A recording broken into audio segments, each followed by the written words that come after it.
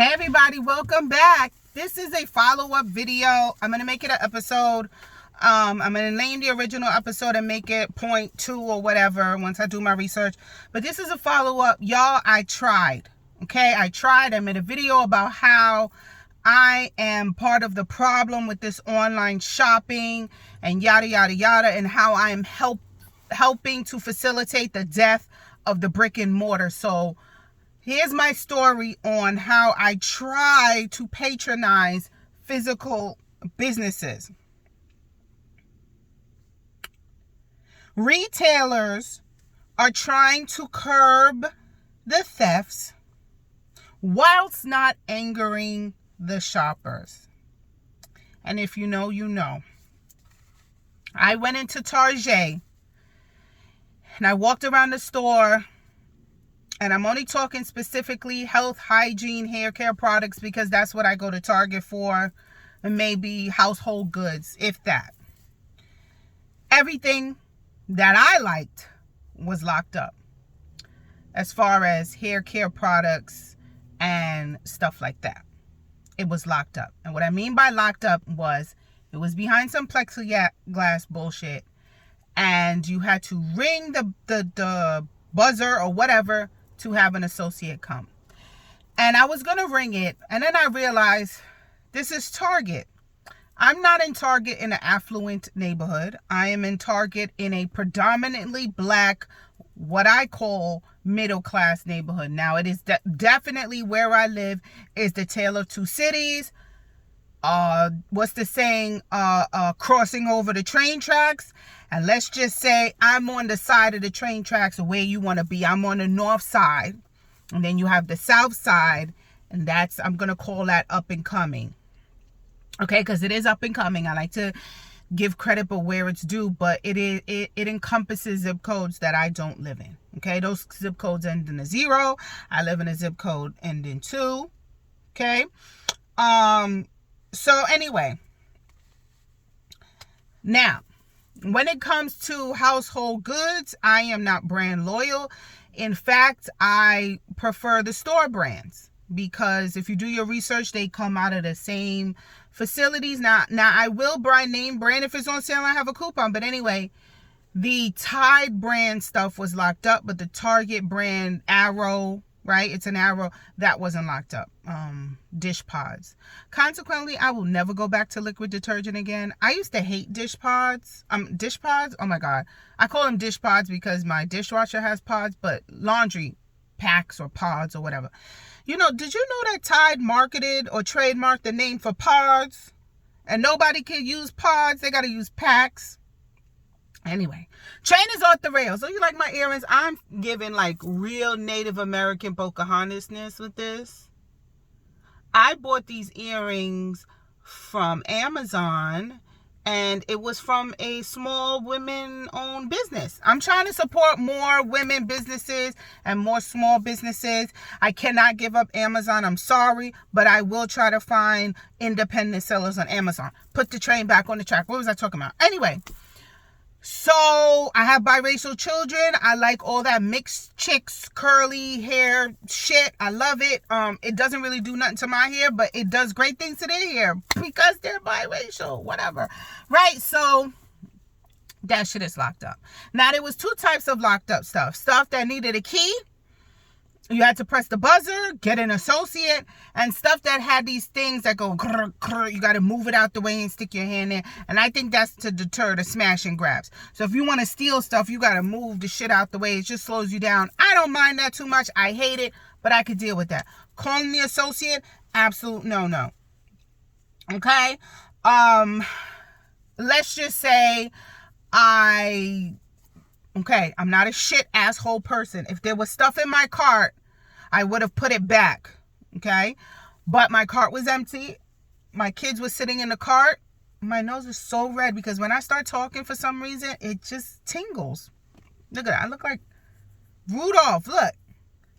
That's how I know I'm not as black as I want to be. Look how red I got. That now all I can focus on is this big red ass nose. I should put the filter back on this bitch. Ugh. Hold on. Coffee. Is this coffee or condensation? Okay. And my coffee consumption has increased drastically, and I know that's because I'm tired. But I'm going to bed 9 to 10 o'clock. Make it make sense. Probably my diet. So my cart was empty. My kids were sitting in the cart. We had to go. I could not take it. I was just so put off. And this is and I'm going to have my disclaimer. No fault for the Target employees. There was a Target employee walking around. I could have pressed the button. He could have came. But my faith that this associate nearby would, 1, be responsive, or 2, have the necessary key was very low. And 3, he looked like he'd been there for 15 hours. He looked tired. And I did not want him to work. I didn't want him to have to find the key, go get the key for me to get some Mitchum deodorant. So you know what I did? I left. Okay? But I do shop in my zip code or my city. That's one thing. I'm in the world of finance. I'm in the world of taxes. I understand how when you shop where you live, especially if you are a homeowner, you should shop where you live because that benefits your city, your town, your village, your municipality. That benefits you when it comes to services and taxes. So if I do go to Target, there's a Target in my city and there's a Target in the Bronx. Now, if what I'm looking for is not in the Target in my city, I'll go to the Target in the Bronx. But I do shop in the Target in my city, right? So I went home and ordered it online for in-store. This car, they could come out to your car. I ordered it for in-store pickup. Whatever I was looking for, whatever I wanted, I ordered it from there to pick it up. It was a win-win for me. I don't have to walk around the store shopping. I don't have to wait online to buy anything. I get Rakuten points or money. It's like 1%, but it's free Rakuten money. You just got to sign over your privacy, but I don't give a fuck. My life is an open book. I'm sitting here talking to y'all about my personal shit, so why not get some coins for it? I got Rakuten money. I didn't have to go in stores to shop, and it was easy peasy lemon squeezy. So I support the brick and mortar. I supported you. I supported the employment because somebody has to get hired and walk around and bag all my stuff, right? And there was no rush because I did it in the morning for a pickup at 5 o'clock. And actually, when I did it in the morning at 6 o'clock in the morning, I got a text message at 8 that it was already ready to get picked up. Right? So it was great. Picked it up, no problem. And I realized that someone who has high anxiety, intrusive thoughts, doesn't like to wait in line to give her money. These stores having the in-store pickup option, and let me clarify, it needs to be free. Free in-store pickup, okay? Free in-store pickup or free bring to your car, whatever you want to call it. Having the option is free is a really good idea. And let me tell you why, because I told you I'm all about the dollars and cents. That's less customers walking around in your store potentially having slip and fall accidents. That's less customers in your store making it crowded, making it easier for these thieves to do smash and grab. That's more time utilizing your staff to go around and shopping for the items for people to pick up than to refold fucking sweaters. Because when somebody's looking at a sweater on the table, they're not folding it back. They're dumping it back there. So now you have associates constantly refolding sweaters, constantly putting stuff on hangers, constantly facing, right? It's called facing. If you ever worked in retail, it's called facing, where you have to bring everything up to the front and make it nice and neat. Now, let me tell you something. I'm off the rails again. You know what stores have the best staff to do facing? Food Bazaar. You ever seen them cam towers in Food Bazaar? It is a fucking work of art, okay?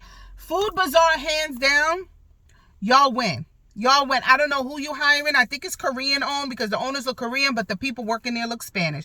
Now, I don't know what type of Spanish, but they either look Ecuadorian or Dominican to me. They're definitely not Puerto Rican, and they're not from maybe South American, right? You ever seen them can towers? Beautiful, okay? Put the train back on the track, Nicole. So that's less. Your staff has to do that to make the store look good. Okay, I love that.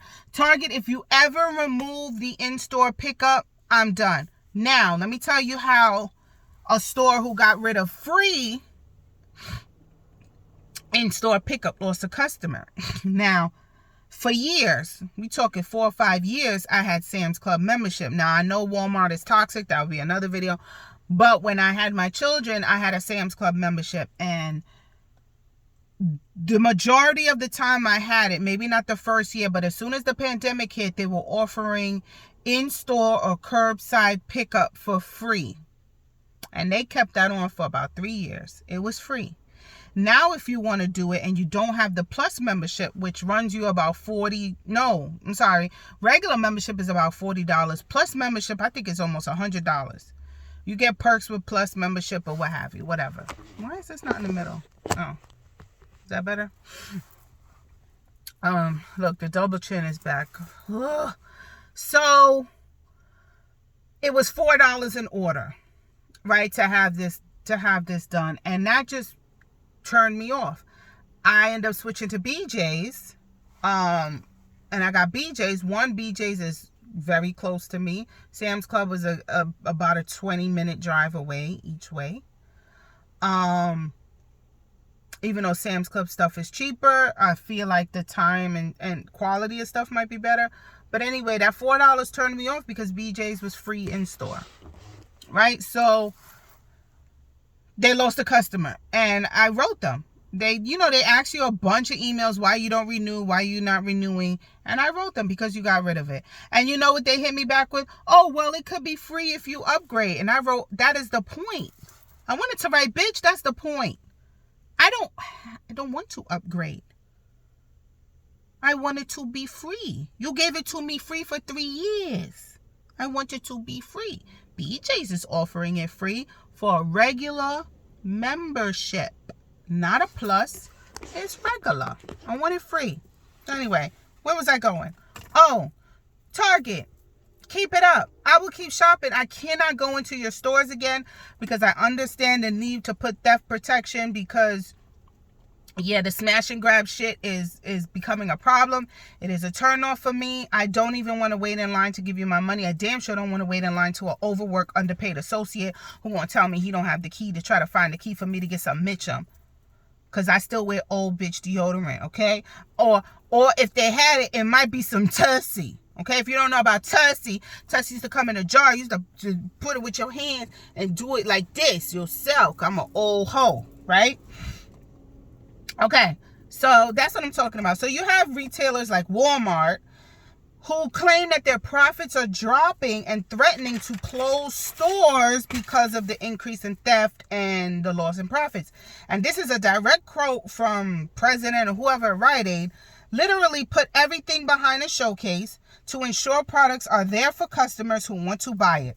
We also are considering off-duty officers at the stores. And that was one complaint of the customers who claim that stuff says in stock in stores, and then when they get there, it's not in stock. And that's because they can only calculate, like if they have 10 deodorants and they know 2 people bought, they have 8 deodorants left. But if somebody is stealing deodorants, they don't know, right? And I'm using 10 as a low number, but we're talking about thousands of units. They don't know because people are stealing. And not everybody smash and grabs. Some people put the shit in their purse and never get caught, and they don't know. So what are the consequences of these retailers taking the initiative to try to protect their products and their profits? I like this saying, one bad apple spoils the bunch, right? It shouldn't be one bad apple shouldn't spoil the bunch, but one bad apple is going to spoil the whole bunch. You're turning off shoppers with these overreaching approaches. And what I say by overreaching, the deterrent to stop the smashing and grabbing, I'm okay with. And I'm only talking for me, moving the things out the way to only grab a few, right? You got to move it. But completely having a floor to ceiling case where I have to press a button to get an associate to open for me, especially when there's an issue with trying to fill these piece of shit minimum wage jobs, you're understaffed already.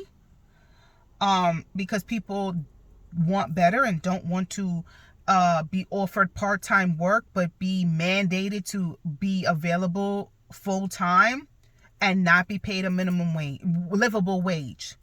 So yes, you're having trouble filling these positions when these same people can go sell their feet on the internet, okay, or sell their panties to Japanese businessmen.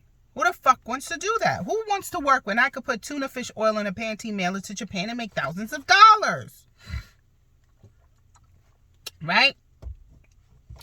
The realistic expectation of this overly conscious effort to stop stealing is your associates don't want to be there. They're not happy there. They're annoyed when we ask for their assistance. They want to do their time and go home, which I understand because it's a fucking sales associate job. It's not a career. Okay?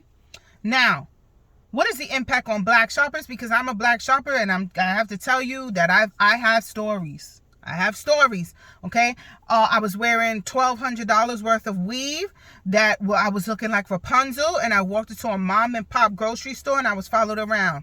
Okay, I was wearing fur and I had a Coach bag, brand new, and brand new Uggs and weave down to my butt crack, and I was being followed around in the store like I was going to steal some Yuko or Yautía. Okay, I don't know why you think I would steal that.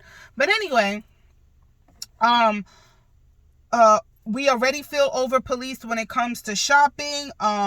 There is a sense of alienation, especially when, like I said, I was shopping in a predominantly black neighborhood. Now, it wasn't a nigger neighborhood because there are those there, and I think you should lock all that shit up. But I was in a predominantly middle-class black neighborhood, and that stuff is locked up. Now, what I liked was, and I'm going to talk about CVS because I have access to the CVS in my zip code and the access to a CVS where I work, which is affluent and Caucasian based. Shit was locked up in both of them. So I was like, oh, y'all equal opportunity, I'm down for that. It wasn't that it was locked up in the middle class black neighborhood. It was also locked up in the affluent white neighborhood as well. It was locked up. But that's not everywhere. And back in April of 2022, Target was accused because a store in New York City, Eli Levy, went on TikTok and went viral for putting a video up which showed that the black makeup, but I mean black, it's not color black, but makeup that is for melanated people, was locked up when the white makeup for white women or fair-skinned women or even the yellow tinted one for Asian women, it was not locked up. There was no anti-theft packaging on their makeup. It was on the melanated women's makeup. And he put this video up, or Ellie, I don't know if it's a boy or girl, just know the name. Put this video on TikTok and went viral. Target responded and said that the anti-theft packaging does not follow the company's guidelines, and Target quickly corrected the issue. Now, Target removed all the anti-theft packaging from that store, but they have put it back. If you've been into a Target recently, it is back. However, everything has it on. It's not just the dark makeup, it's the white makeup. Everything. And it wasn't just the Shea Moisture, Mielle, Curly Mix Chicks hair products that was locked up. The Garnier Fructis was locked up. The Tresemme was locked. It was all pretty much the whole section, the whole section was behind plexiglass. It wasn't just the urban products, right? So they learned. So what do I have to say about that as far as the April 2022 incident? Boosters be stealing, and it's gonna sound fucked up, but boosters be stealing to who they could sell it to. Now, if you came to me with a $60 a jar of foundation and you say give me $20 for it, I'm gonna buy it. I'm gonna buy it. What's food stamps? Food stamps used to be 50-50, but now I think it's 60-40, maybe even 70-30 now. I'm not gonna incriminate myself, but you should know what those numbers mean. Okay? So are they stealing based on the demand? That's how we survive. Okay, that's how a mother with 4 kids could survive. Her gross income being $30,000 a year, and them niggas ain't giving her child support. That's how we survive. Okay, I just watched a video about how this woman does these stock pantry videos, and how she's a single mother with multiple children, and her pantry is stocked. And she said, everybody keep asking me how I do it. I steal it. She said, I steal it. Okay, you want to make a meatloaf? You want to make a spaghetti? She said, you buy the pasta and you steal the meat. You steal it. Okay, so yes, it's do niggas boost? Yes, I call it Puerto Rican booster bags. If you don't know what a Puerto Rican booster bag is, then you're not from New York. You know what a Puerto Rican booster bag is. Okay? We also use it as laundry bags, moving bags. Okay, other people call them Haitian bags. I call them Puerto Rican booster bags because when I was living on my own and I had my first apartment, there used to be a Puerto Rican who came around with that bag and I would buy shit from her because I was poor. Okay, and I didn't want to take money from my mother. I wanted to be an independent, strong black woman. Okay? And I survived buying her stamps 50-50. Okay? And then and sometimes she didn't want to give me the card anymore, she would accompany me to Food Bazaar. And I get my little 100. Okay? Sometimes she was feeling generous, make it 120 for 50. Okay? So anyway, yes, people be stealing. And should your shit be locked up? Absolutely. Should it be? But should I also feel some kind of way because my shit is locked up? Yup. 2 things could be right at the same time, and 2 things can be wrong at the same time. It's wrong that people are stealing. It's wrong that you have to lock it up. It's wrong that you would like to maintain your multi-million, billion-dollar profits. You're allowed. It's a business. This is America. We're not a socialist country. We're capitalists. It's all about the dollars and cents. And if you bleeding heart socialists try to get on me, then you are in the wrong country, because this whole country, world goes round based on the almighty dollar. Okay? We put God on our money for a reason. Money is worshipped. Money is a religion. If that's the case, and if you guys hit me with the ignorance, like I said before, I'm a black atheist, but I have read and I'm a learned nigga. Money is not the root of all evil. That is not the saying. It's the love of money that is the root of all evil. Because even then, back then, they knew money is not evil. Money is a necessity, just like air and water and internet. And consequently, internet should be free. Okay? Make that a government subsidy. You pretty much need internet for every part of your life. Everything. Why am I still paying for internet? That should be free. Okay? Let's put the train back on the track. I'm off again. So, I'm going to read this quote from this black sister, and I wrote it down verbatim. Her name is Tiffany Gill. Look her up. She is the associate professor at Rutgers University and an expert in African American women's history, fashion, and beauty culture. She sounds like she needs to be my friend. Her quote is, whenever there's a push towards greater criminalization, whenever there's...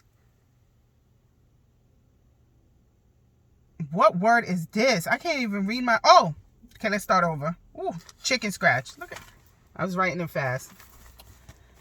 Whenever there's a push towards greater criminalization, whenever there's a narrative of increased crime and things like that, it's always consumers of color. Come on, paper. You don't want me to be great. Consumers of color that are going to be bearing the brunt. Okay? Yes, this is her opinion, but this is a fact. It started with locking up the shit niggas like, because that is probably documented as what is highly stolen. Okay? If you go to even Dollar Tree sells like little one-time use or one serving size amounts of Tide and Gain. That shit is behind the register. Okay? Some stats I tried to look up is what is the real dollar amount of money being lost because of stealing, and that is unknown because I think these companies don't want to release what they actually paid for it. Now, you could release the money of what you spent for it, and you could release the potential loss. So how I could explain this is if it costs Target $1 to sell $1 to buy something directly from the manufacturer, they're going to charge you $5 for it. So if 10 things get stolen, their loss is technically $10, but their potential loss is 50 minus 10, which is $40. I hope I explained that properly. So there should be two numbers. What the loss of what they actually paid, the money they actually dished out for the product, and the loss of the potential profit. So the profit, the amount of money lost could be $50 total, but the profit loss is $40. And that's how they do this creative balancing. Trust me, I've had to do some balance sheets, and you could get very creative with balance sheets, right? So you would write off that your potential loss is $50, but then you can because you know $10 to buy your 40% profits, but technically you're only losing $10. But there were some percentages. I was able to find percentages. So the actual dollar amounts are unknown, but the incidence of smash and grab, and what you don't know about smash and grab is a bunch of people coming in the stores just grabbing shit. And they might break stuff as a deterrent, but pretty much grabbing shit and running out the door. And they call it smash and grab because it's very violent. It's very violent. And sometimes, like, security will lock the doors and they'll get something big to break that fucking glass.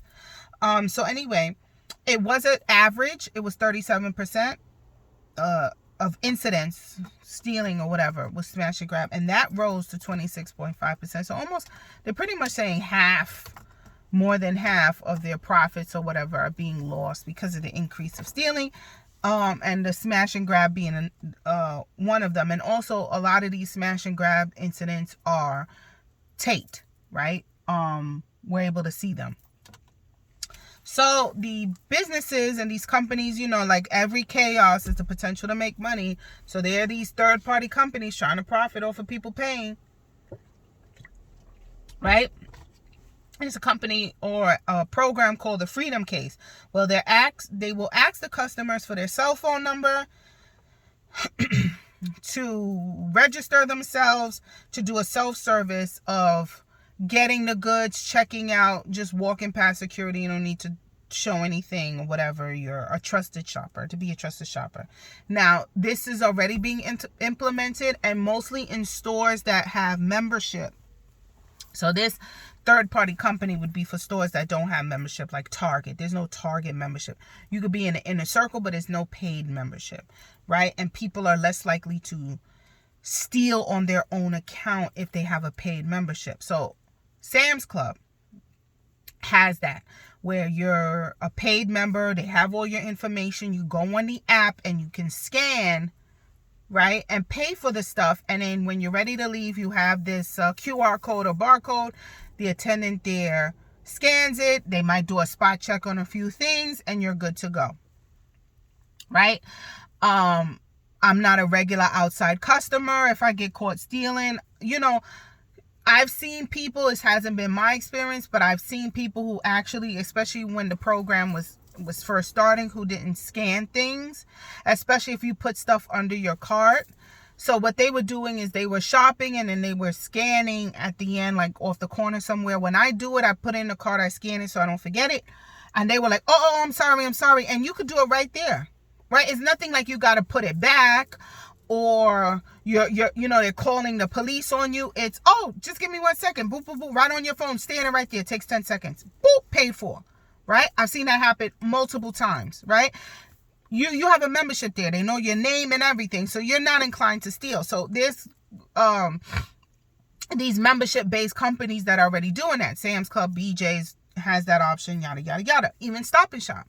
If you've been into Stop and Shop or Giant, if you're in other states, you get the gun, but you got to register based on your Stop and Shop online membership, your name, your address, your phone number, da da da da da. I have a Stop and Shop membership. I get the delivery and I get in-store pickup for free and I get to use the gun. Right? So the Freedom case is pretty much trying to start something with these stores that don't have memberships. But they interviewed people on what they thought about it, and a lot of people felt it was very invasive, especially the older people who don't trust the government anyway and didn't feel comfortable giving their cell phone number. And I could totally understand that. Also, all these companies that are saying they're going to increase security guards, that's not going to work. I did security when I was in college. I was there to do my time and leave. If there was a perp, we were trained. You don't stop anything. So if somebody tells you, like on the news, well, there was security there, why didn't he do nothing? You don't do nothing as a security guard. There was a movie. Observe and report. That is your job as a security guard. Okay? Right? Observe and report. Anybody saw that Martin Lawrence movie when they gave him a pen and some quarters to call the police when he became a security guard? That is what you do. We don't stop shit. I'm saying we because I used to be security when I was in college. We don't stop shit. We don't apprehend a perp. And all these security guards I see trying to physically stop shoplifters, you better be an off-duty cop because you could be liable. Because you put your hands on somebody. You're a civilian. Putting your hands on a civilian. You don't have the right to enforce any kind of physical restraint. Somebody steal, I'm going to call the police. I'm going to take down all the information I can. It was a white female, blonde hair, Crocs on, dirty shirt. She drove off in her car. This is the license plate. This is what I saw was stolen. That is your job as a security guard. So all of these companies talking about they're going to hire security guards, that's a waste of money. You need police cars. Now, I go to a BJ's. There is a police patrol car outside of the BJ's and a cop standing around. That's what you need. That is what you need. Now, are taxpayers supposed to be paying for that? Probably not. But these businesses are paying a lot in taxes. They're not tax exempt. They have a substantial amount of income coming into these cities and these municipalities that it is in the best interest for these stores to stay there. Now, where I live, Bed Bath & Beyond is closing 150 stores, and there's a BBB being closed, and it is there. Like, City Hall is already in a panic. That was a big source of tax coming into the city. And now they're talking about who's going to come there. They want something with a high tax potential, and they're talking about hotels. Having a nice hotel. There's ample parking. I think that's a great motherfucking idea. Hotel. But anyway, so for the city to have a patrol car there and a cop there, it's worth the money for them. So that these businesses don't get frustrated and they don't just leave, take their business elsewhere. Okay, Walmart left White Plains. They're still trying to recover from the loss of that taxable money coming into the city of White Plains. So that's my conclusion. You need a marked police car out front, hopefully with a police officer. If you're going to lock up all your shit, then you need to offer in-store pickup options and let your staff do the shopping for me, because I'm turned off and put off, and I'm already a busy woman, and time is money. And the last thing I want to fucking do is dedicate an hour so I could get some leave-in motherfucking conditioner. What do y'all think, guys? I told you I tried, okay? I tried to support a brick and mortar, and this is what happened to me. I will continue to support brick and mortars as much as I can, only if they have in-store pickup options. Bye.